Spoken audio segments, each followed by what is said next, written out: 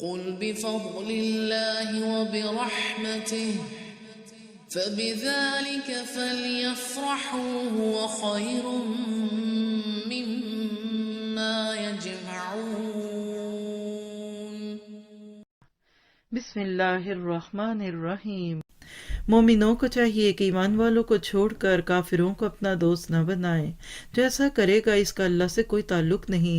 ہاں یہ معاف ہے کہ تم ان کے ظلم سے بچنے کے لیے بظاہر ایسا طرز عمل اختیار کر جاؤ، مگر اللہ تعالیٰ خود تمہیں اپنی ذات سے ڈرا رہا ہے اور اللہ ہی کی طرف لوٹ جانا ہے۔ کہہ دیجئے کہ تم اپنے سینوں کی باتیں چھپاؤ خواہ ظاہر کرو، اللہ تعالیٰ بہرحال جانتا ہے۔ اس آسمانوں اور زمین میں جو کچھ ہے اسے سب معلوم ہے، اور اللہ تعالیٰ ہر چیز پر قادر ہے۔ جس دن ہر نفس یعنی ہر شخص کو اپنی کی ہوئی نیکیوں کو اور اپنی کی ہوئی برائیوں کو موجود پائے گا، یعنی ہر شخص اپنی اچھی چیزیں اور اپنی بری چیزیں وہاں پائے گا، آرزو کرے گا کہ کاش اس کے اور اس برائیوں کے درمیان بہت سی دوری ہوتی۔ وَيُحَذِّرُكُمُ اللَّهُ نَفْسَهُ، اللہ تعالیٰ تمہیں اپنی ذات سے ڈرا رہا ہے، اور اللہ تعالیٰ اپنے بندوں پر بڑا ہی مہربان ہے۔ آپ نے محسوس کیا 2 دفعہ اللہ تعالیٰ نے ان آیات میں اپنے نفس سے ڈرایا ہے۔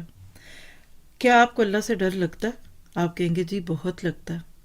تو ایک جملہ لکھ لیجئے، اگر حقیقت میں ہمیں اللہ سے ڈر لگ رہا ہوتا تو کھلے آسمان کے نیچے گناہ نہ کرتے، اسی کی زمین پہ کھڑے ہو کر اسی کی نافرمانیاں نہ کرتے۔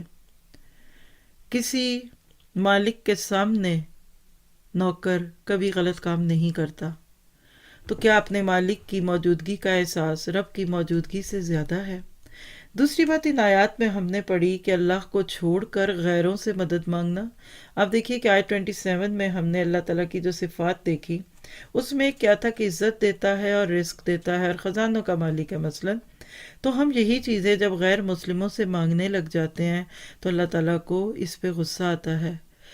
کیا ہم اہل کتاب یا غیر مسلموں کے ساتھ بالکل بھی کوئی تعلق نہیں رکھ سکتے؟ تو بات ایسی نہیں ہے۔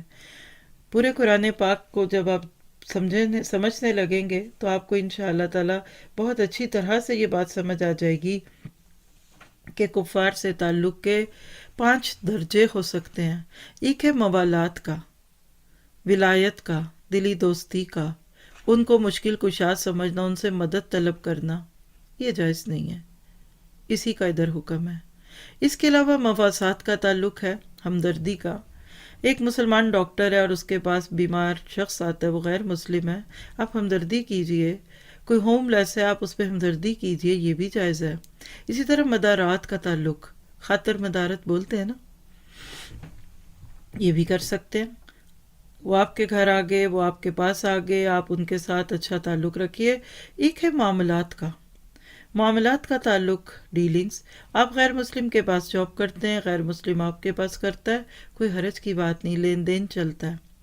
5واں تعلق وہ ہے جو آج ہم مسلمانوں نے پیدا کر لیا کہ اللہ کو مجبور سمجھ کر اور اللہ کو دور سمجھ کر غیروں کو پکارتے ہیں۔ ایک واقعے سے سمجھیے گا، حضرت عمر فاروق رضی اللہ تعالیٰ عنہ کا دور تھا، قحط پڑ گیا، خوب کوشش کی گئی لیکن سب مال ختم ہو گیا۔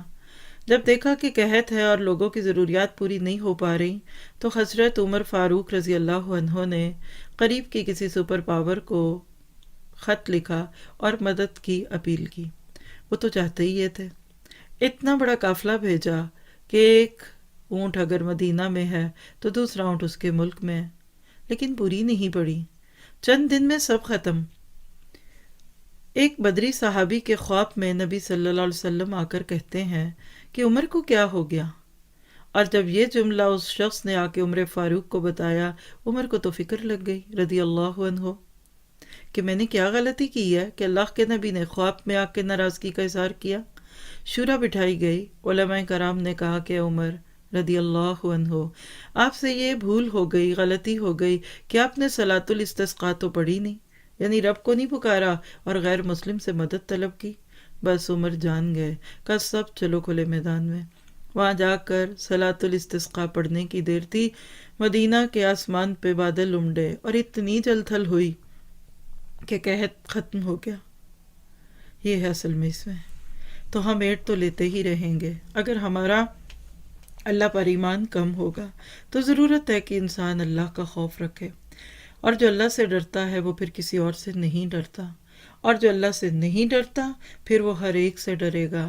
تو آپ اس ساری آیتوں پہ اپنے آپ کو کہیے کہ مالک آج کے بعد صرف اپنا ڈر دے، کیونکہ تو ہی میرا مالک ہے اور میں تیری ہی بندی ہوں. ایاک نعبد و ایاک نستعین.